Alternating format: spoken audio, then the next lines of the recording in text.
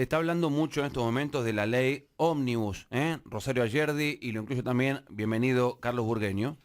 Se habla de la ley Ómnibus, que va a ser una de las primeras leyes impuestas por el gobierno de Milei, que tiene que ver con achicar ministerios, estructuras, cargos políticos, cambiar la economía, y vamos a ver cómo se toma eso. Sergio Palazzo, diputado, secretario general de la Asociación Bancaria, está en línea. Sergio, gracias por atendernos. ¿Cómo le va? ¿Cómo anda?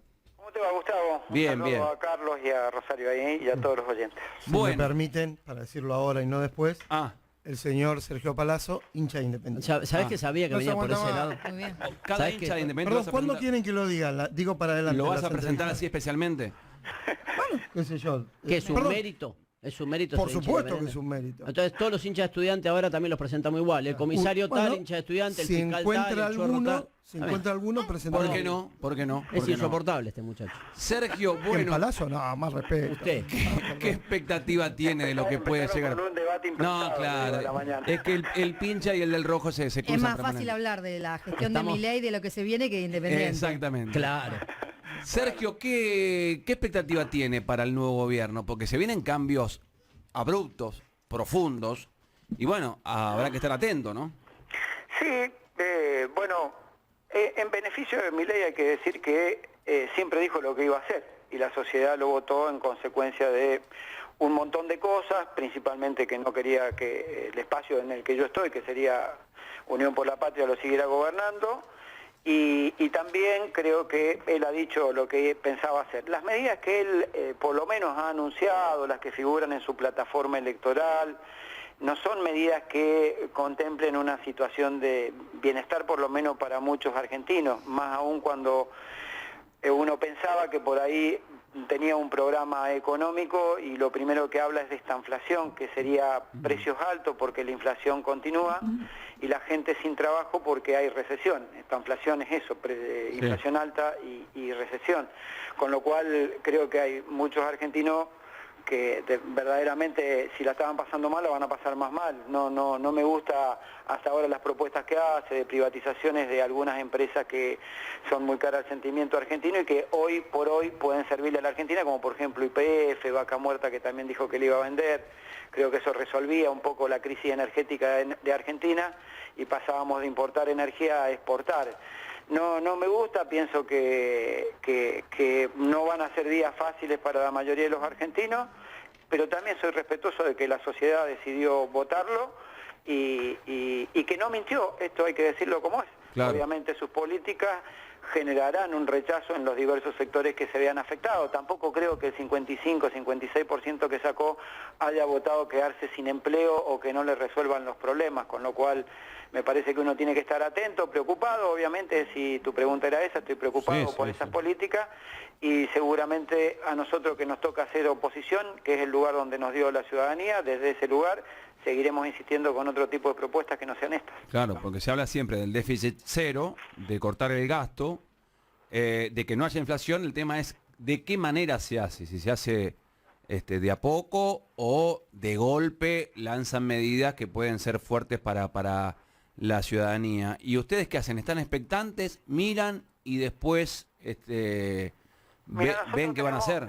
Nosotros tenemos dos o tres situaciones, particularmente en la asociación bancaria, si es por el gremio que represento, que nos generan mucha preocupación y obviamente estamos con la guardia levantada en caso de que sucedan las medidas. Una, él planteó la eliminación del Banco Central de la República Argentina. No solamente no estamos de acuerdo, sino que hay una imposibilidad constitucional de que así lo haga. El artículo 75 de la Constitución, inciso 6, establece que el Estado argentino tiene que tener un banco central y que emita moneda. Ahora, ¿cómo él pretende ese cierre? Bueno, primero no estamos de acuerdo y segundo, obviamente hay casi 3.000 trabajadores dentro del Banco Central, más los trabajadores en forma indirecta, que van a tener consecuencias y obviamente el sindicato dará una respuesta en ese sentido. Y otro de los temas que nos preocupa tiene que ver en cómo empieza a cerrar los números que él plantea del déficit fiscal. Su espacio político nos acompañó, por ejemplo, en la eliminación de impuestos a las ganancias y veo que algunos, sobre la cuarta categoría, que serían los trabajadores asalariados, y veo que algunos gobernadores hasta se han presentado en la justicia y han planteado la necesidad de dejar sin efecto esa ley. Bueno, también con la guardia levantada y con obviamente una estrategia sindical en caso de que esto suceda. Cuando se vea perjudicado un beneficio de los trabajadores, seguramente la respuesta va a ser una respuesta gremial y como él dice, todo dentro de la ley, nada fuera de la ley para nosotros y para él. Ahora, Palazzo, ¿cómo está? Rosario Ayerdi lo saluda y le pregunto si en ese momento en que por ahí el gremio, la ciudadanía sale a la calle, si cree que puede haber conflictividad inmediata o conflictividad en los próximos meses, también pensando, ya que se conocen los nombres del gabinete, una Patricia Bullrich que va a estar al frente del Ministerio de Seguridad, una Patricia Bullrich que ya está marcando que va a ir con mano dura a hacerse cargo de esa área. ¿Cómo ve esa situación en la calle?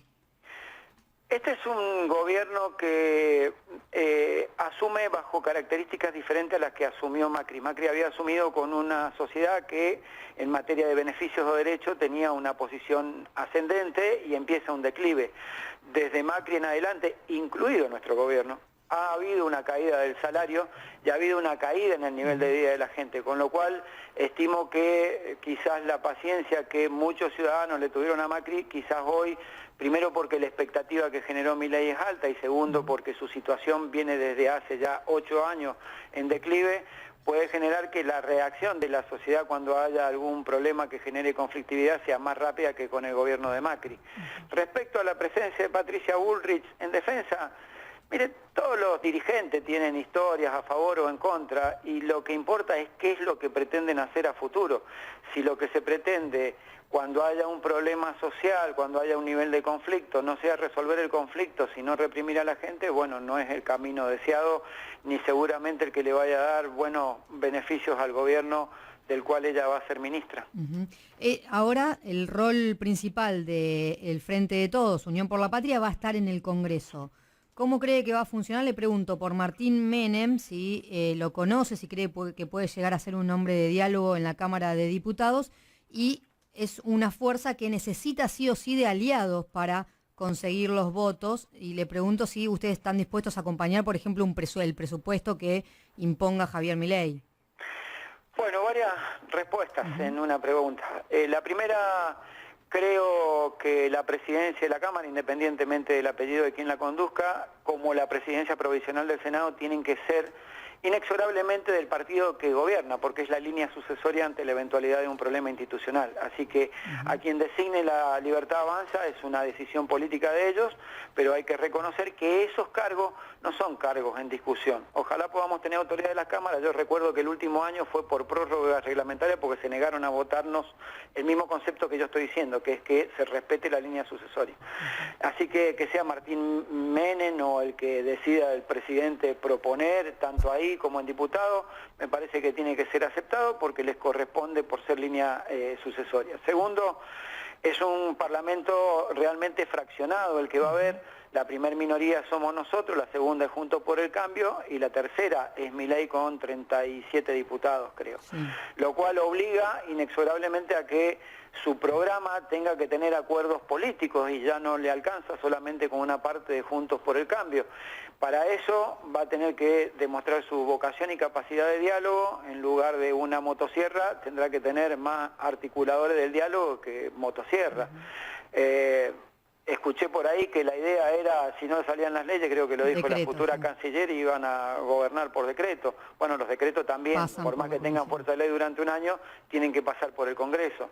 Así que yo lo que sugiero es que traten de articular un poco entre el discurso verborrágico y violento de una campaña con lo que son las instituciones y tengan respeto por esas instituciones. Si el presupuesto tiene cuestiones que van contra los principios que hemos esgrimido, obviamente, no solo en la plataforma electoral de Unión por la Patria, sino en lo que ideológicamente creemos, independientemente de nuestros orígenes partidarios en Unión por la Patria, no acompañaremos. Y si hay cosas que le favorecen al común de los argentinos, obviamente se acompañarán. Sergio Carlos Burgueño. ¿Cómo te va, Carlos? Bien. A ver, una pregunta para adelante y después una para atrás en el tiempo. Se habla de una ley que el 10 de diciembre va a presentar en Sociedad Milei. Sí. El propio Milei la definió como una ley convoy, no ómnibus, ¿no? ¿Cuál es el límite de lo que no van a aprobar? No importa no importa que haya ganado, no importa que tenga mayoría. ¿Qué es lo que vos nunca votarías? Mira, en principio a nosotros nos votaron como oposición. ¿Esto qué quiere decir? Que un 55% de la sociedad dijo quiero que no me gobiernen más ustedes y que me gobierne esta persona, y un 45% dijo no quiero que me gobiernen bajo ese programa de gobierno que él expresó. Nosotros expresamos precisamente esa oposición en esos términos. Él en su campaña electoral fue muy duro en muchas de sus apreciaciones, por eso digo que en su beneficio hay que decir que dijo la verdad. Pero si vos decís que vas a eliminar la obra pública, no es algo que vayamos a acompañar. Si decís que la educación pública termine en voucher, no es algo que vayamos a acompañar. Si me decís que en materia laboral, como su plataforma lo decía, los contratos son por empresas sin necesidad de homologación y no son convenios por actividad, como dice la ley, no vamos a acompañar. Es decir, si vos me decís de su plataforma electoral, y si eso lo traduce en lo que va a ser el presupuesto, no hay un solo punto que vos podás acompañar siendo oposición. Ahora sí él, así como ha morigerado sus conceptos respecto a la casta, que antes era todo casta, pero ahora parece que no es tan casta cuando mirás el gabinete. Si antes decía que Caputo era el peor ministro de Finanzas y ahora resulta que tenés el mismo diagnóstico, la misma enfermedad, el mismo médico y el paciente más deteriorado, pero seguís insistiendo con el mismo médico, quiere decir que algunas cosas cambian. Habrá que ver qué cosas de su plataforma cambió en el proyecto de presupuesto para ver si algunas de esas cosas se pueden acompañar. Si su presupuesto es exactamente igual que su plataforma, no hay prácticamente nada que se pueda acompañar. Ahora, para atrás, Sergio, vos sabés mucho de economía. Hemos hablado muchas veces y entendés mucho de economía. Soy perito mercantil nomás. Así que bueno, no bueno, ya con eso, al lado de otros. ¿Qué falló estos años en la economía argentina? Yo creo que vos me estás hablando de los últimos 4 años, los últimos 8. No, 4 en este gobierno. En este gobierno. Creo que nosotros no llegamos con respuestas mucho más dinámicas, más rápidas y con mejor calidad a muchos argentinos que habían generado una expectativa de estar mejor que con el gobierno de Macri. Cuando digo esto es cuando vos tenés un porcentaje alto ya de trabajadores registrados que son pobres, es porque hubo una falencia en la política económica. Vos la pobreza la medías en términos generalmente, aunque sea lamentable, de compatriotas que no tenían empleo, pero ahora hay trabajadores que son pobres, son trabajadores registrados que tienen su empleo, su seguridad social y aún así son pobres. Ahí me parece que hubo una deficiencia. Obviamente también hubo deficiencia en no avanzar con algunas otras cosas. Nosotros tendríamos que haber este tema de lo que fue el aporte solidario a las grandes fortunas, deberíamos de entrada haber tenido una decisión más firme y haberlo sacado antes. Vos hubieras tenido quizás una resolución al problema de la crisis energética de importación de energía, que ahora se va a convertir en exportación de energía, 1 año o 2 años antes, si esa ley la hubiera sacado antes y no 1 año y pico después de ser gobierno. Me parece que son errores que tuvimos y que se pagaron caro en una elección. Ojalá hayamos aprendido y hoy que nos toca hacer oposición, reordenemos el espacio de modo tal que cuando nos toque un turno constitucional nuevamente ser gobierno no se cometan los mismos errores. Sergio, gracias por atendernos, le mandamos un abrazo. No, abrazo grande a todos ahí en el estudio y a todos los oyentes. Muchas gracias. Sergio Palazzo, diputado secretario general de la Asociación Bancaria.